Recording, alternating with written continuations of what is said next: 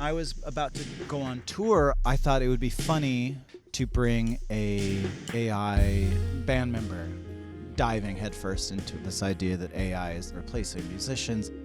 That moment when the sheet comes off and you reveal him. I don't think something like this has been done by a rock band at all. Thank you. Is this microphone on? This is Andy. As far as Andy is concerned, he's not a robot. He has no awareness of that. The world is being overrun with new technology, and he wants to get back to a simpler time. Andy, do you like being in Islands? Well, mate, playing in Islands has its moments. I'll give it that. We've enjoyed Islands for a very long time now. Nick's about the same age as me. I think I listened to like 36,000 hours of Islands last year. I just joined this tour yesterday. This is like my 4th time touring with Nick in my life. This is fucking fun. Music would make me very emotional. I remember being a child and being very moved to tears listening to music. The first song I wrote, my dog had just died, and it was just me trying to put words to the feelings. In high school, I always felt such a thrill with performing. I loved how silly this whole thing is. That band was the Unicorns, and we had this immediate kind of cult status. We were critically lauded. There was a sense of community. There was a sense of competition. Our record came out first. We had the Jump on Wolf Parade and Arcade Fire, and then we brought the Arcade Fire camp on tour to support us. The way that we survived was to tour, and we toured endlessly. There wasn't iTunes, there wasn't Spotify. CDs were the thing in 2003. We get money from royalties from records sold. But no matter what type of music you prefer, every record is made with the same care and to the same high-fidelity standards. Special machines keep track of the 250,000 new records made here every day. So I saw music change from like the CD era to iTunes era to streaming era, MP3 blog era when we were just giving out music for free. It'll get more people to come to shows. And I think now we're in an era where like there's like AI, streaming is still the dominant medium. It really devalues music. A hit record would make success more of a certainty. Streaming just gives you everything all at once, and you have to put less effort to go get the music. A hit record is every struggling group's big dream. You know, even some of our biggest artists, they drop an album and people talk about it for a week, and then they don't talk about it anymore. That's definitely bad for music. So many people are over seeing just a regular standard show where the band gets up there, play their set, and then they leave. We got to give people more to get them hooked. I've been here before. You've been here before?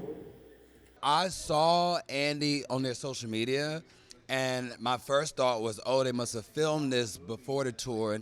But then I saw that he was on stage, and I was like, okay, they're like, have it as like a prop, that's cool. Then he started talking and moving.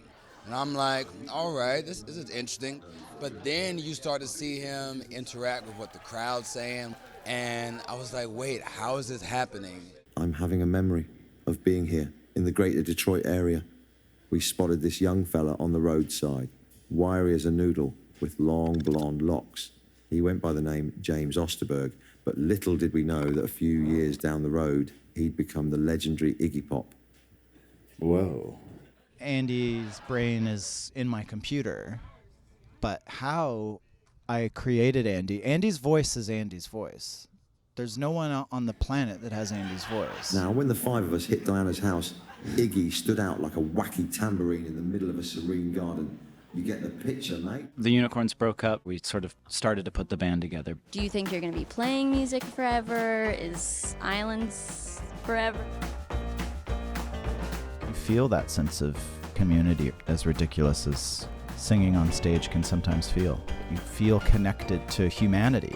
And so I'll always try to participate and feel super grateful that I'm able to on whatever scale.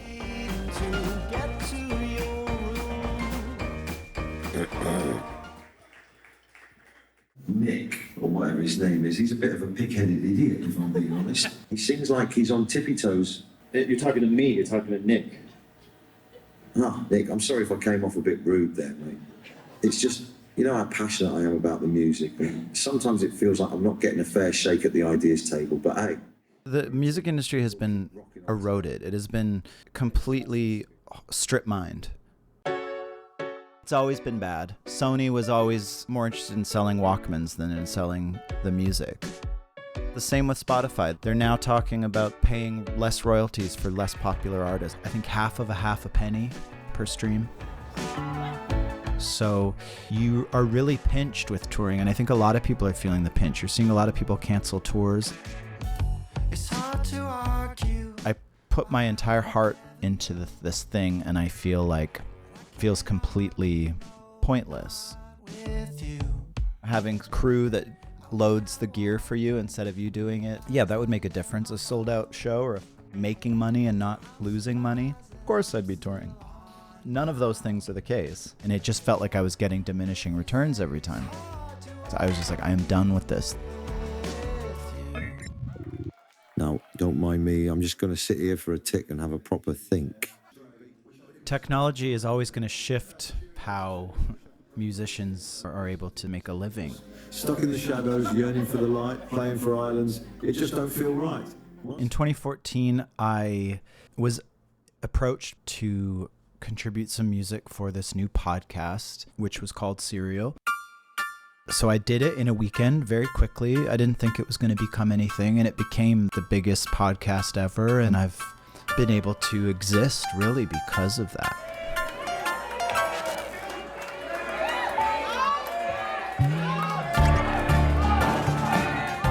I got into it because it was fun, and I love it.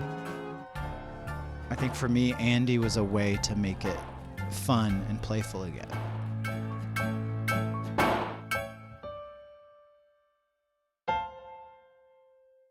I basically just push the button and get the Andy character to speak. So I'm the tour manager, which has the normal set of responsibilities. I do this now as well. So this is definitely not a usual part of the job title. It's fun though. This might be the most fun part of my job. This legendary, weird character. It's amazing. If Andy was a real person, we wouldn't be able to afford to take him on tour anyway. So it's out of necessity, but it's also a total fantasy. When we're following around Andy on tour specifically, you never know what's going to happen around him. No tricks, just a whole lot of rock and blues inspiration. Wow. Okay, one more question. Do you want to ask Andy anything? Anything? How old are you, Andy? I'm deeply fond of Andy. Well, mate, age be but a number in the timeless realm of rock and roll, you see. I have a lot of sympathy for him. How old are you, Andy? I'm 68.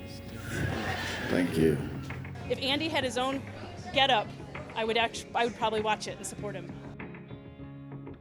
He has some misgivings about being on tour with Islands, but ultimately he wants to play music, and so do I. Till we meet again, keep the music alive, and may the stage lights of your dreams always shine on you. Good night. Yeah, we've traveled through both borders like that, and no question at all. It's actually kind of surprising.